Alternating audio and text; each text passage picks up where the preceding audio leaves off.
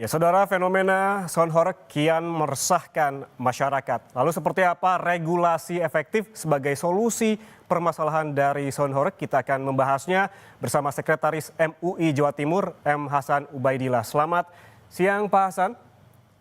Selamat siang, Assalamualaikum warahmatullahi wabarakatuh. Waalaikumsalam warahmatullahi wabarakatuh. Pak Hasan, kita ketahui bahwa MUI Jawa Timur telah bertemu dengan Pemprov Jawa Timur, juga Dokter THT dan juga polisi. Apa hasil dari pertemuan dan juga apa rekomendasi dari MUI Jawa Timur terkait dengan misalkan batas desibel atau waktu penyelenggaraan dari sound horeg ini kepada Pemprov Jawa Timur?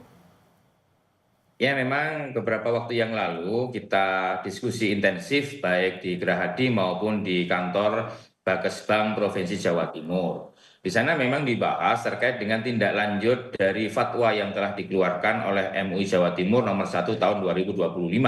Dan disepakati karena di sana hadir juga ada dari kepolisian dan juga dari Kodam 5 Brawijaya terkait dengan rencana untuk adanya surat edaran bersama antara kepolisian, gubernur, serta Pangdam yang menindaklanjuti fatwa MUI tersebut, diantaranya terkait dengan batasan desibel, sesuai dengan aturan yang telah dikeluarkan oleh Kementerian Lingkungan Hidup, Kementerian Kesehatan, maupun dari WHO.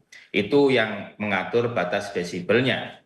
Juga terkait dengan adanya adanya gangguan-gangguan ketertiban umum serta doror atau bahaya-bahaya itu juga penting sekali untuk dipertimbangkan agar regulasi tersebut memang jauh dari mengganggu ketertiban umum dan juga tidak mengganggu atau merusak kesehatan yang disebut doror tersebut.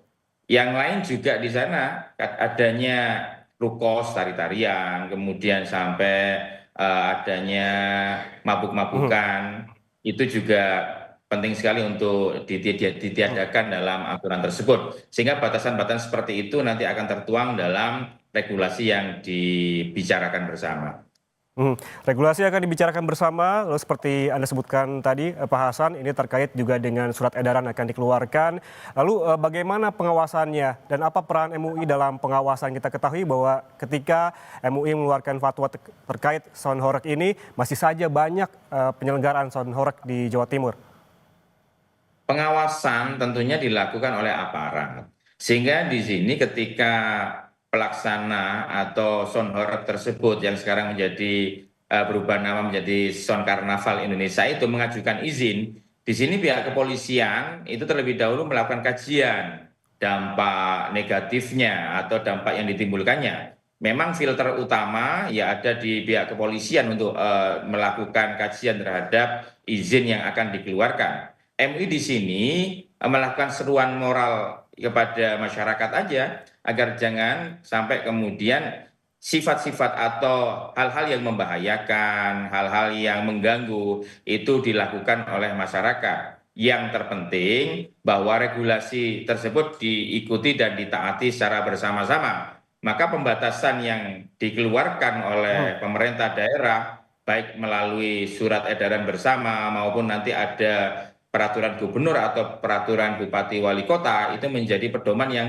tentunya bisa membatasi dan mengawasi pelaksanaan pertunjukan sound horeg tersebut. Jadi fungsinya MUI di sini menjadi bagian aktif di dalam merumuskan surat edaran maupun peraturan gubernur atau peraturan bupati wali kota tersebut. Kalau terkait dengan eksekusi itu tentu pihak aparat yang melakukannya, karena MUI tidak punya kewenangan untuk itu. Oke, Pak Hasan, ini sepertinya ada dua kubu begitu, mereka yang membutuhkan hiburan dan juga ada di kubu lainnya mereka yang terganggu dengan sound horeg ini.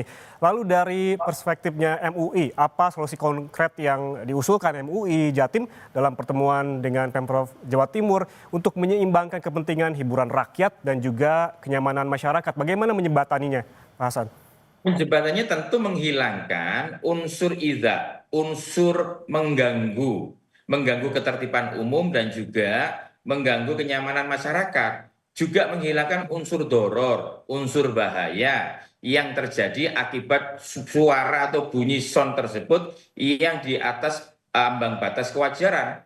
yang sudah dilakukan kajian oleh berbagai macam pihak itu desibelnya itu sekitar 120 sampai 135 desibel. Ini ada unsur doror di sana dan juga ada unsur mengganggu di sana. Ini yang dihilangkan. Sehingga sebenarnya untuk memadukan atau ada titik temu terkait dengan hal tersebut ada pembatasan. Dan pembatasan-batasan ini yang kemudian penting untuk diatur bersama agar kepentingan masyarakat untuk memperoleh hiburan rakyat dan juga hak masyarakat untuk tidak terganggu kenyamanannya dan ada unsur-unsur bahaya di sana itu bisa dipertemukan. Jadi tidak menghilangkan sama sekali, tapi diatur sedemikian rupa agar sama-sama maslahat untuk umat. Itu yang menjadi titik temu. Oke, berarti artinya Pak Hasan menurut Anda ini ada unsur dan juga potensi mudarat dalam kegiatan sound horeg ini meskipun niat awalnya hiburan, begitu?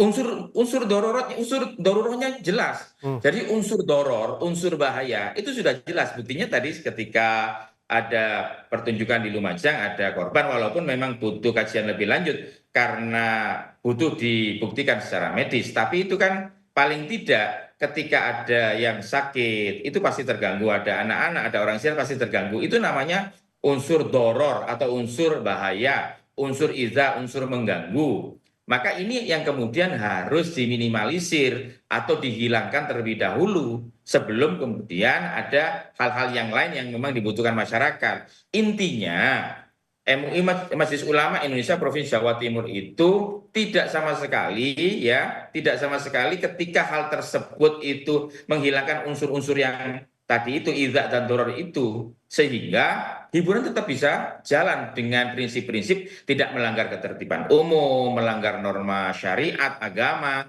tidak melanggar norma susila, itu monggo-monggo saja, tidak masalah. Akan tapi kalau ada hal-hal yang membahayakan, ada hal-hal yang mengganggu ketertiban umum, mengganggu masyarakat, itu yang terlebih dahulu harus dihilangkan. Ya, ada potensi membahayakan dan juga mengganggu ketertiban umum bagi masyarakat. Namun, Pak Hasan, kita melihat bahwa sebagian masyarakat ini beranggapan bahwa sound horeg ini adalah bagian dari kreativitas dan juga ekspresi anak muda, begitu. Bagaimana MUI menanggapi hal ini? Kreativitas itu menjadi penting. Kreativitas tentu penting untuk kita dukung. Tapi kreativitas tersebut tentunya tidak menimbulkan bahaya, tidak mengganggu kepentingan umum, tidak merugikan orang lain. Maka kreativitas tersebut tentunya harus selaras dengan kemaslahatan, dengan kebaikan. Kalau kemudian ada kreativitas yang bertabrakan atau bertentangan dengan norma-norma agama, dengan norma susila, dengan mengganggu ketertiban umum, tentu kreativitas tersebut penting sekali untuk diselaraskan agar kreativitas tersebut tidak malah mengganggu atau merugikan orang lain. Kreativitas tetap kita junjung tinggi atau kita dukung kreativitasnya, tapi tidak kemudian membahayakan orang lain atau merugikan orang lain. Kreativitas seperti itu ya tentunya masyarakat juga bisa menilai apakah itu baik atau tidak, maslahat atau tidak. Karena masyarakat masing-masing bisa menilai terhadap kreativitas yang seperti itu. Oke, kreativitas yang bertentangan dengan ketertiban umum dan juga masyarakat, begitu ya Pak Hasan. Dan ini yang juga menjadi sorotan, lalu bagaimana MUI ini menanggapi potensi perubahan nama sound horeg menjadi karnaval, begitu dalam tanda kutip, untuk menghindari fatwa seperti yang disoroti dalam beberapa pemberitaan sebelumnya. Sebenarnya fatwa tersebut ketika dibaca secara komprehensif, dibaca secara menyeluruh, maka substansinya sound horeg tersebut adalah sound system dengan menimbulkan bunyi suara di atas kewajaran, di atas normal, dengan tingkat desibel yang tinggi, getaran-getarannya itu di atas 100 desibel atau dalam hal ini 135 desibel. Itu yang menjadi substansinya. Sehingga berubah menjadi apapun namanya, selama tidak bertransformasi dengan menyelaraskan bunyinya itu sesuai dengan ketentuan perundang-undangan atau regulasi yang ada, misalnya peraturan Kementerian Kesehatan, lingkungan hidup, ataupun batasan yang dilakukan oleh WHO, ya tetap saja Sound Karnaval Indonesia itu walaupun berganti nama, ya tetap mengandung unsur doror, unsur membahayakan, mengandung unsur iza, apalagi kemudian namanya Sound Karnaval Indonesia itu lawazimnya atau kebiasaannya itu dengan ada rukos tari-tarian, kemudian ada di sana joget-jogetan, ada di sana ikhtilat atau campur baur antara laki-laki dan perempuan, juga di sana ada minuman keras, itu juga sama substansinya walaupun berganti nama. Sehingga kita tidak melihat perubahan nama tersebut, tapi melihat substansinya. Kalau perubahan nama tersebut ya diiringi dengan perubahan konten-kontennya, di sana menghilangkan atau bunyinya itu diturunkan menjadi batas wajar, misalnya di bawah 100 desibel. Kemudian lawazimnya, misalkan di sana tidak ada lagi yang mempertontonkan aurat yang cenderung pornografi, porno aksi, kemudian tidak ada minum-minum keras, itu diatur sedemikian rupa. Saya kira itu masih bisa dilakukan dinamakan toleransi atau berubahnya tersebut menjadi positif. Itu yang kemudian ketika berubah nama ada unsur pembeda antara Sound Horeg dengan Sound Karnaval Indonesia. Tapi kalau substansinya sama, bunyinya masih 135 desibel, kemudian di sana masih diikuti oleh tari-tarian atau pornografi, porno aksi, ada minuman keras, ya tidak ada bedanya, sama saja itu. Baik, berarti artinya perubahan nama juga yang harus digarisbawahi adalah seiring juga dengan perubahan substansinya begitu ya Pak Hasan, bahwa memang Sound Horeg ini harus juga ada transformasi begitu dan tidak mengganggu ketertiban umum. Terima kasih telah bergabung bersama kami di Sapa Indonesia Siang, Sekretaris MUI Jawa Timur M. Hasan Ubaidillah, sehat selalu.